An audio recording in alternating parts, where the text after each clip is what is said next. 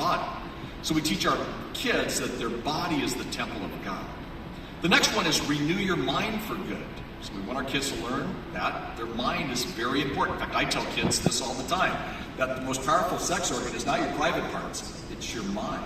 And the Bible talks and says, do not conform any longer to the pattern of this world, but be transformed by the renewal of your mind. It's Romans 12:2. Next one is turn your eyes from worthless things. Third element is just simply that. It's found exactly in Psalm 119:37, turn your eyes from worthless things. So this means that our kids need the discipline to deal with things like pornography, the way that they dress, things like that. And actually we can do it not in a negative way, but in a positive way, see. And then guard your heart above all else. I love that scripture. It says in Proverbs 4:23, guard your heart above all else, for it determines the course of your life. Now maybe even some of you would say, well, my parents talked to me about healthy sexuality. Wouldn't be able to say that they taught you about guarding your heart. Now guarding your heart is not just a sexual term.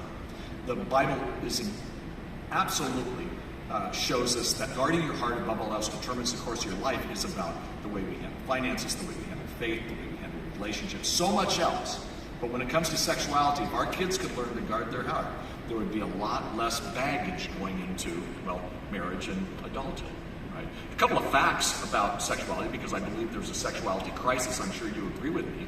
Number one, there is a crisis, but the crisis is different perceived if it's the secular perspective or the Christian perspective. So with the secular perspective, it's the result of promiscuity.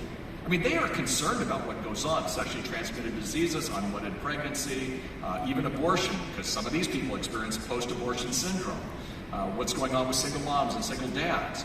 That's the secular perspective, but it's not about their sexuality, it's the result of. That's a difference, because the Christian perspective, which is now the minority perspective, is it's concern for the whole person. It's developing healthy values, healthy morals. It's responsibility with consequences. And there are consequences that are both emotional consequences and physical consequences. It's right and wrong. It's a relationship with God. So the Christian perspective is a tad bit different. The other thing about the crisis that we've got to understand as parents, now again, you may even have young kids, but it's key for us to understand this, is that we call it instant intimacy perspective, which means that sex fools kids into instant intimacy.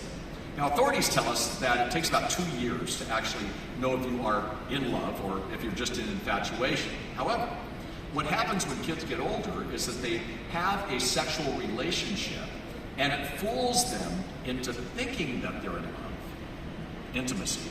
And then what happens is they get married and then they look up and they go, you know what, we were never in love. It was the sex that fooled them into instant intimacy. I'm aware of a couple that I know who got married, they lived a pretty wild life, and then they became Christians, and they ended up having sex, and they said, well, we have to get married. So they got married, and they made 2 babies, and then they looked at me when we were having a counseling session when they were 5, their babies were 5 and 2, and they said, this is terrible. I said, well, why did you get married? Because it just didn't seem that they were compatible. Come to find out it was because they were having sex, not a good reason to get married. So again, that fools them. Cohabitation today is very important for us to understand because, again, today the majority of people do cohabitate, it seems, and what happens on that is that it fools them again into instant intimacy, but secular research shows us that when that happens, that there's a greater chance of divorce if they get married, there's a greater chance of adultery in the marriage, and actually less